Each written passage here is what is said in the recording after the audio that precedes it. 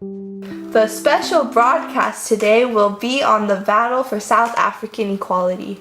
Thanks for joining us tonight on LLM News. This is Katrina Lam. And this is Jasmine Lee. In light of the 25th anniversary of the end of racial segregation laws, today we'll present a special broadcast about the fight for racial equality in South Africa. First, let's look at the timeline. We start off with 1652. Dutch settlers, also known as the Afrikaners, come and settle in Cape Town of South Africa. Then, in 1795, the English seized the Dutch colony, and in 1913, the Land Act gets passed. In 1948, the Afrikaners dominate the National Party and win the general election and pass apartheid laws that enforce white dominance. 1950, the year that the government bans marriages between whites and the people of other races. In the same year, the Population Registration Act of 1950 is passed. And in 1952, an important meeting occurs where attendees decide to burn their required passbooks as a form of protest. 1959. The Promotion of Bantu Self-Government Act of 1959 is passed. Then in 1960, in the town of Sharpsville, police opened fire on a group of unarmed blacks who came into the police station without their passes. 1961, the year that Nelson Mandela and other resistance leaders get arrested. In 1973, the United Nations General Assembly denounced apartheid. And in 1976, the UN Security Council voted to impose a mandatory embargo on the sale of firearms to South Africa. February 2nd, 1990 is when the restrictions on the ANC are lifted, and then on February 11th, Nelson Mandela is released from prison. Then in 1991, the Population Registration Act is repealed, and in 1994, Nelson Mandela is elected president. Wow, it's crazy how long this went on. Yeah, although the Dutch settlers came in 1652, the inequality didn't really start until 1948 when the apartheid laws were passed. Apartheid was a set of written laws in the South African Constitution that segregated racial groups into separated regions, facilities, and public institutions. Basically, it caused conflict between the white and the black. The whites, also known as the Afrikaners, were a minority in South Africa, but they had controlled the nation's government through the National Party. With this power, they had enforced apartheid laws and issued many oppressive policies and acts that reinforced white dominance. 1950, the year they banned marriage between white people and the people of other races. With all the interracial couples these days, it's really hard to imagine how this would have been.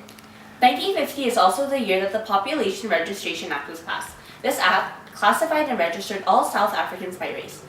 This restricted their social and political rights depending on their race. It also limited their educational opportunities. Surprisingly, though, this brought the citizens of South Africa together. Politically, they were divided, but through their defiance against apartheid, they were united. Together, they formed the African National Congress. The 1952 ANC meeting became a significant event when the members decided to burn their required passbooks. During this point in time, colored South Africans were required to carry passbooks with them at all times. In 1960, in Sharpsville, a group of blacks had gone to a police station without passes, and as they resisted arrest, the police had fired into the unarmed crowd and killed 67 and wounded 180. After this incident, these anti-apartheid organizations began to violently protest. Then, 1 year later, in 1961, these organization leaders, including Nelson Mandela, was thrown into prison for a life sentence. However, slowly, progress against the anti-apartheid movement had been made. Due to the increase of protests and government crackdowns after the police had shot rubber bullets and tear-gassed African students and children in 1976, the International Committee became more aware of the immorality behind these apartheid policies. As a result, the United Nations General Assembly denounced apartheid in 1973, and in 1976, the UN Security Council put a mandatory embargo on the sale of firearms to South Africa. Finally, after 42 years, on February 2nd, 1990, the restrictions on the ANC were repealed. Then on February 11th of this year, Nelson Mandela was released after 27 years in prison. We actually have a past interview of a spectator from the day he was released. This is Sarah Nelson reporting live from South Africa, where Nelson Mandela was just released from prison. As you can see behind me, there is a crowd of people who gathered to see him outside for the first time since his arrest 27 years ago. The women are crying, the children are chanting his name, the men are rejoicing, even the dogs are barking.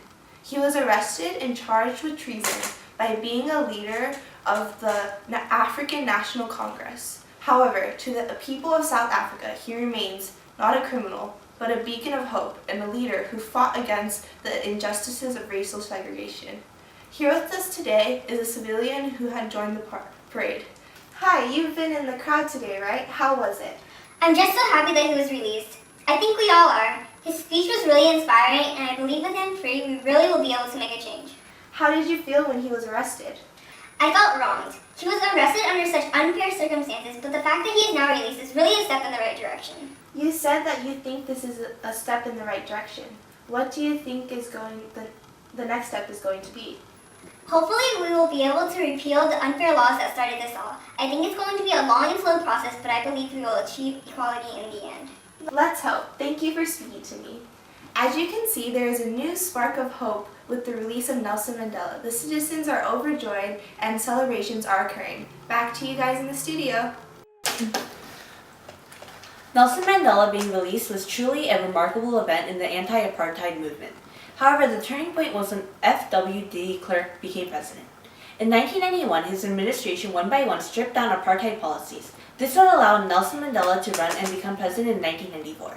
And that he did. In fact, Sarah was the one to cover that event too. This is Sarah Nelson reporting live from South Africa, where Nelson Mandela has just been elected president.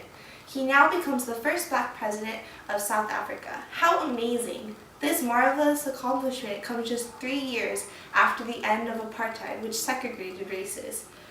Here I have with me a man who witnessed his inauguration. How do you feel? I'm so happy. It's amazing that we as a country have been able to accomplish so much since the restrictions of the ANC were repealed.